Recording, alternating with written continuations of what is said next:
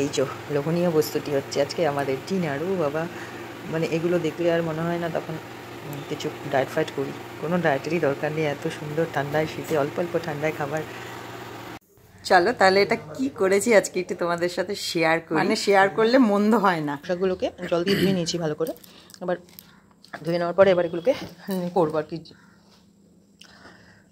এগুলোকে একটু জল দিয়ে মানে জাস্ট একটু হালকা করে ভাপিয়ে নেবো। আর তা এই পালং শাকগুলো বাড়িতে একটু অযাচিত হয়ে গেছিলো, মানে অ্যাকচুয়ালি তার আগে আরও রকমের শাক ছিল ঘরে, যেমন কলমি শাক আর মূলোর কচি যদি শাক হয় পাতা হয়, সেগুলো আমরা ফেলি না, সেগুলোকে খাই আর কি।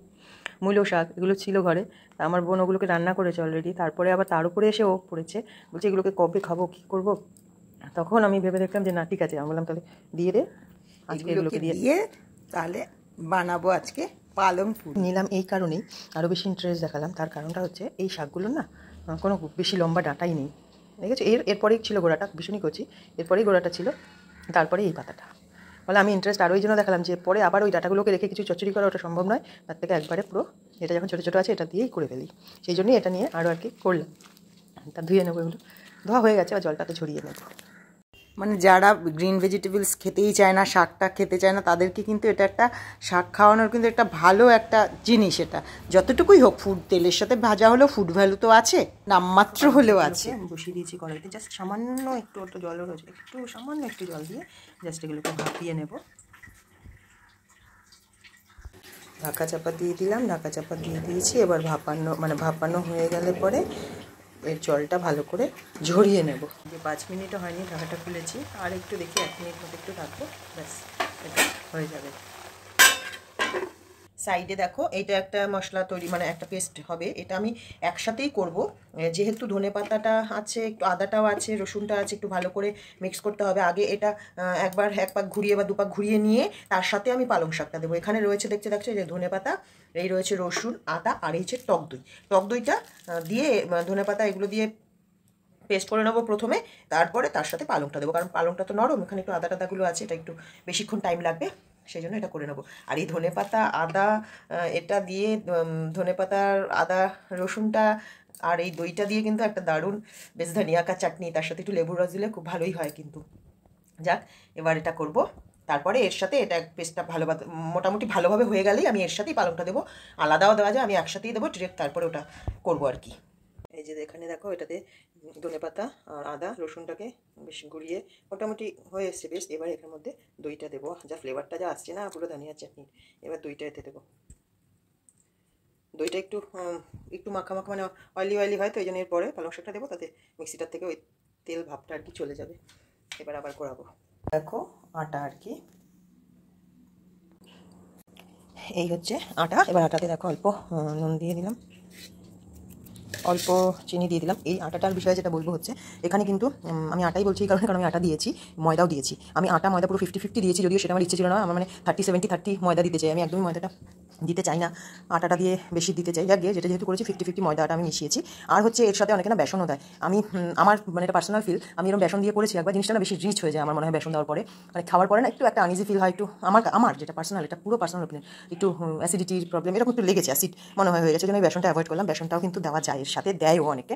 তা তেল দিচ্ছি একটু, আর একটু ঘিও দেবো। ঘিটাও দেওয়ার ইচ্ছে নেই, যাই করছি যখন ফার্স্ট টাইম দেখি, যাতে মনে না হয় এই দিলাম না বলে ওই দিলাম না বলে, ওই জন্য আমি ময়দাটাও দিলাম। পারলে আমি আটা দিয়েই করি। একটু লঙ্কার গুঁড়ো দিলাম।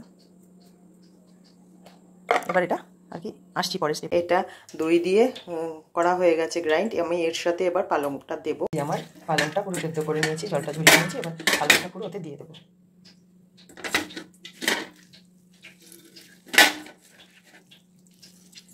দেখো এতটা ছিল, তাও চেপে চেপে একটু জল বের করতে হচ্ছে। এটা গরম অবস্থায় আমি আর চাপিনি, গিয়ে এখনই চেপে একটু জল বের করে নিচ্ছি। এই দিয়ে দিলাম পালংটা এর মধ্যে, এবার ঘুরিয়ে নেব। আরেকটা জিনিস যেটা দেবো সেটা হচ্ছে একটু জিরে, ব্যাস। এবার এটা পেস্টটাকে এর মধ্যে দিয়ে দেবো। আরেকটা যেটা শুধু ময়দা দিয়ে যদি করো না, তাহলে কালারটা কিন্তু খুব সুন্দর আসবে, গ্রিন কালারটা। মিক্সিটা ধুয়েও জলটা দিয়ে দিলাম। তবে বড় বলো ছোটো বলো, যারা গ্রিন ভেজিটেবলস খেতে যায় না, তাদের কিন্তু এটা খাওয়াবার একটা ভালো উপায়, যতটুকুই হোক ভালো। মাখবো, গ্রিন কালারটা কীরকম হবে সেটা নিয়ে আমি একটু এক্সাইটেড আছি, দেখা যাক। এই যে দেখো হয়ে গেছে ময়দাটা, মানে ওই আটা ময়দা মিশিয়ে আর কি আমি যেটা মেখেছি, ডোটা তৈরি হয়ে গেছে। ডোর কালারটাও বেশ গ্রিন হয়েছে। আমি জানি না ভাজলে পরে এটা, বা জানি না ভাজলে পরে কতটা গ্রিন হবে, সেটা এখন দেখা যাক।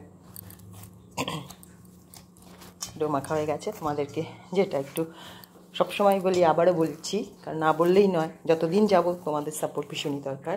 প্লিজ তোমরা আমার চ্যানেলটাকে সাবস্ক্রাইব করো, লাইক কমেন্টস শেয়ার করো, আর ভিডিওগুলোকে একটু দেখো।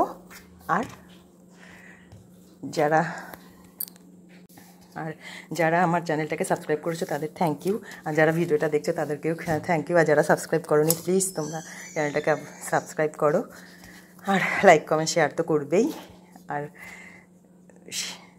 ভিডিওগুলোকে একটু দেখো, কারণ তোমাদের সাপোর্ট ভীষণ প্রয়োজন। তোমাদের সাপোর্ট পেয়েই এতদিন লেগিয়েছি, আগেও যা এগোবো তোমাদের সাপোর্ট নিয়েই এগোবো। তাহলে চলো, তাহলে এরপর নেক্সট স্টেপে যাই। এটা একটু থাকুক, এখন ঢাকা দিয়ে রেখে দিই, তারপরে ভাজবো।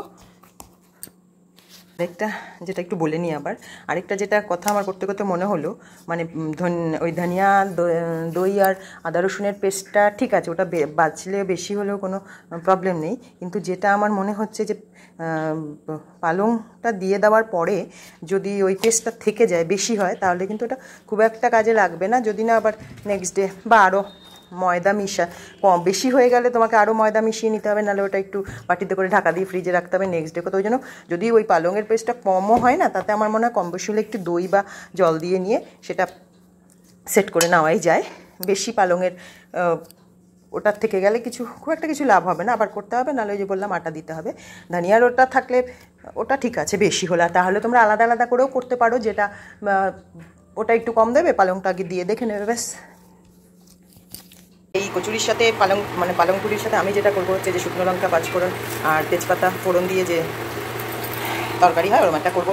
যা খুশি করা যেতে পারে।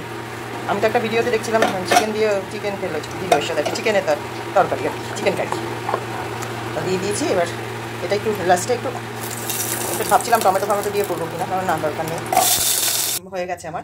ধনে পাতাটা কিছু দিইনি, কারণ ধনে পাতা তো পুরিটাতে গেছে, ওই জন্য আর দিইনি। ওটার টেস্টটাকে মিক্স করতে চাই না এটার মধ্যে।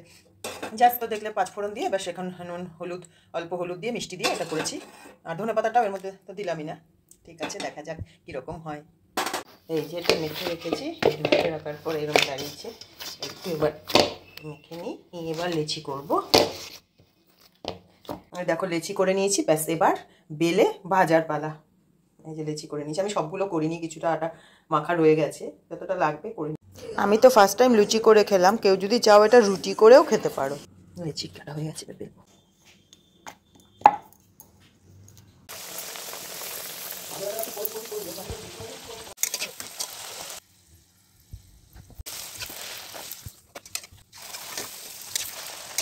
এই যে আমার পালং পুরি উইথ আলুর তরকারি কমপ্লিট। দেখে মনে হচ্ছে খেতে দারুণ হবে, এবং যা স্মেল পাচ্ছি সেটাও খুব দারুণ। তাহলে আজকের মতো এখানেই আসে, আবার আসবো নতুন কিছু নিয়ে তোমাদের সাথে শেয়ার করতে।